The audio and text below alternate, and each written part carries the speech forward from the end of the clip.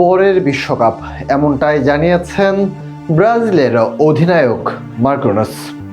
এই বিশ্বকাপে যেমনটি তারা খেলেছে তা হতাশাজনক, তাই ক্ষমা চেয়েছেন এই সেন্টার ব্যাক। পাশাপাশি এবার ভালো করতে না পারলেও পরবর্তীতে আরও শক্তিশালী হয়ে ফিরবে ব্রাজিল, এমনটাই আশা করছেন তিনি। একইভাবে দলের কোচও বলছেন এটাই শেষ নয়, এটা কেবল নতুন শুরু। ব্রাজিলের পরের বিশ্বকাপে হেক্সামিশন নিয়ে আরও বিস্তারিত জানাবো প্রতিবেদনে।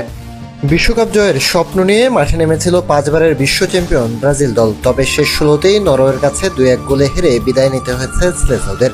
এই হতাশাজনক বিদায়ের পর সমর্থকদের কাছে ক্ষমা চেয়েছেন ব্রাজিল অধিনায়ক মার্কোনোস। একই সঙ্গে তিনি বলেছেন এই ব্যর্থতা থেকে শিক্ষা নিয়েই পরবর্তী বিশ্বকাপের প্রস্তুতি নিতে হবে। ম্যাচ শেষে আবেগঘন প্রতিক্রিয়ায় মার্কোনোস বলেন, এমন পরাজয় ভাষায় প্রকাশ করা খুবই কঠিন। নকআউট পর্বের মতো ম্যাচে প্রতিটা মুহূর্ত এবং প্রতিটি বলের গুরুত্ব অনেক বেশি। নরওয়ে নিজেদের সুযোগগুলো দারুণভাবে কাজে লাগিয়েছে, কিন্তু ব্রাজিল একের পর এক সহজ সুযোগ নষ্ট করেছে। এমনকি একটি পেনাল্টিও কাজে লাগাতে পারেনি দল, যা শেষ পর্যন্ত ম্যাচের ভাগ্য নির্ধারণ করে দিয়েছে। ব্রাজিল অধিনায়ক বলেন, আমাদের সমর্থকদের কাছে আমি ক্ষমা চাইছি। বিশ্বকাপের মতো আসরে যে দল কম ভুল করে তারাই সাধারণত পরের ধাপে যায়। আমরা গুরুত্বপূর্ণ মুহূর্তগুলোতে ভুল করেছি, আর তারই মূল্য দিতে হয়েছে। ভুল থেকে শিক্ষা নিতে হবে আমাদের। পরবর্তী যে বিশ্বকাপ আছে সেই বিশ্বকাপের 4 বছর চক্রের জন্য। দলের অন্যতম অভিজ্ঞ খেলোয়াড় হিসেবে নিজের দায়িত্ব স্বীকার করেছেন মার্কোনোস। তিনি বলেন, সিনিয়র ফুটবলারদেরই এমন ব্যর্থতার দায় সবচেয়ে বেশি নিতে হবে। পাশাপাশি ভবিষ্যৎ প্রজন্মের ফুটবলারদের জন্য একটি ইতিবাচক পরিবেশ তৈরি করাও তাদের দায়িত্ব, যাতে তারা এই অভিজ্ঞতা থেকে শিক্ষা নিয়ে আরও শক্তিশালী হয়ে ফিরতে পারে।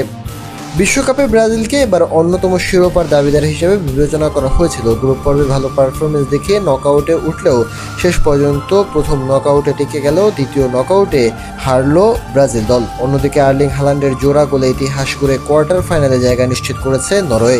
মার্কোনোসের মতে এই ব্যর্থতায় হতাশ হয়ে থেমে থাকতে চলবে না, বরং ভুলগুলো বিশ্লেষণ করে সেগুলো শুধরে নেওয়াই এখন সবচেয়ে গুরুত্বপূর্ণ কাজ। তিনি বিশ্বাস করেন এই অভিজ্ঞতা থেকে শিক্ষা নিয়ে ব্রাজিল আরও শক্তিশালী দল হিসেবে পরবর্তী বিশ্বকাপে ফিরবে এবং সমর্থকদের প্রত্যাশা পূরণের জন্য সর্বোচ্চ চেষ্টা করবে। প্রসঙ্গত 2002 সালের পর 24 বছর কেটে গেছে। আগামী বিশ্বকাপে 28 বছরের বিশ্বকাপ খরা কাটাতে নামবে দলটি।